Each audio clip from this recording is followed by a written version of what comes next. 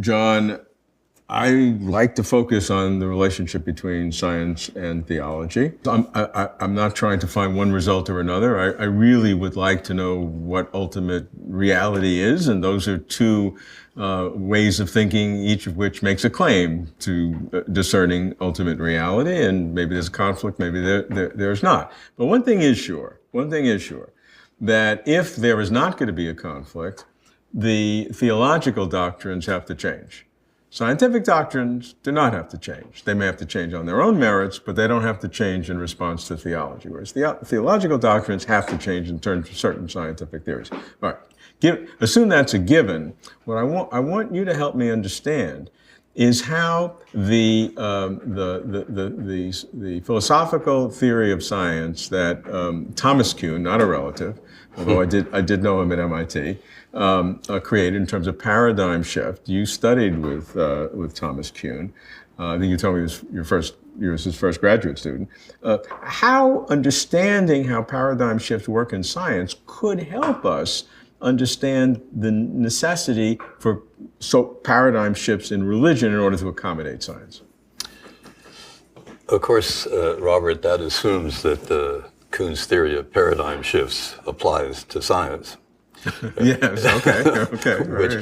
Which is contested, of course. But let's assume it does. I think he would be very reluctant to see it extended to theology. He didn't even want to extend it to mathematics, on the ground that once a mathematical theorem was proved, that was the story.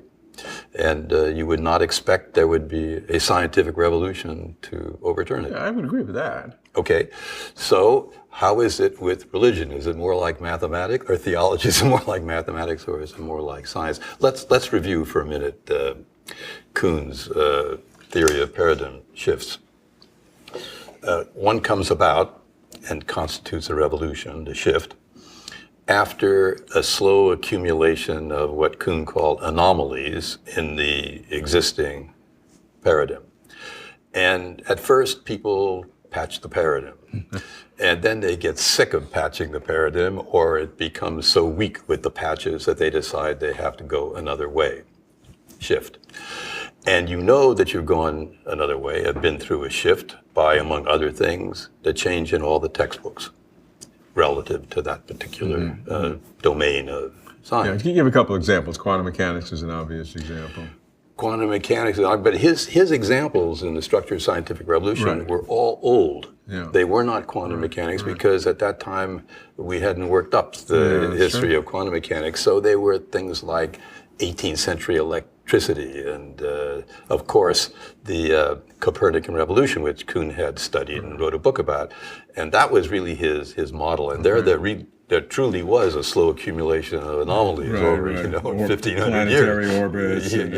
Yeah, right. So whether it applies to anything but the Copernican revolution is perhaps debatable, but we shouldn't debate it. Okay, but again, the characteristics are a slow accumulation of anomalies, and then people getting tired of the anomalies or get so weak that they have to figure out something.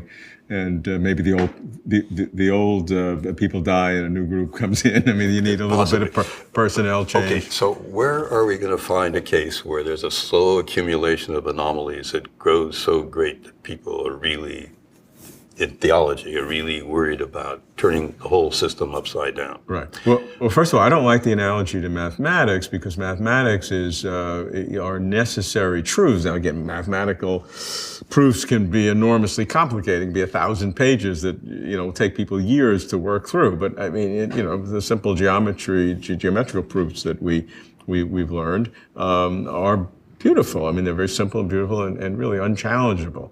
With respect to the axioms that go on which they're based. That's right. Yeah. That's right. Of course, they're deductive arguments from the axioms on which they're based. Religion, I guess, is similar, but the axioms are, shall we say, more challenging than in Euclidean geometry, the shortest distance between 2 points. I mean, that we sort of can accept pretty easily, but religious axioms are more speculative. Well, they have a different authority. And if revelation is your basis, then you may have an unchanging proof. Okay. And that would be the analogy. So if the revelation is the analogy to the axiom of the shortest distance between 2 points, You're stuck. Then you're stuck. Okay. That's fair. Now, to go to the next step, though, I appreciate that. The next step is that religion has had to make changes. I mean, in one case, the obvious one is the Darwinian revolution, in which at least most religions have moved towards accepting that. And that didn't come quickly. No, there was another even bigger change, the Reformation. Oh, okay, sure. But let's get down to something even more fundamental. What would be the accumulated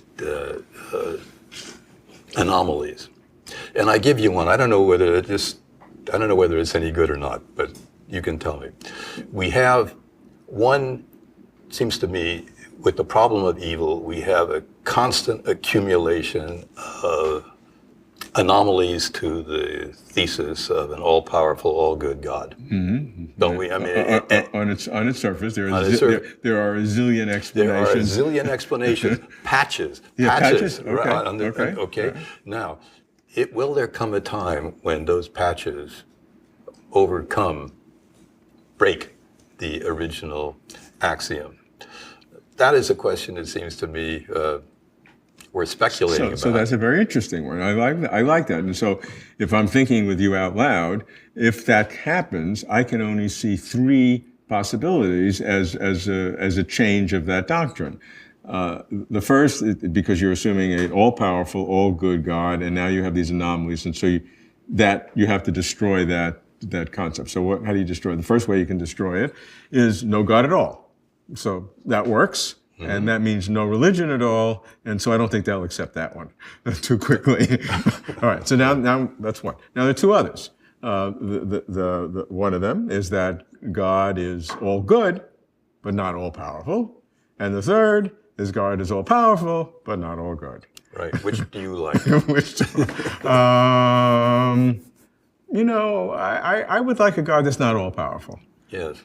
So that'd be my choice.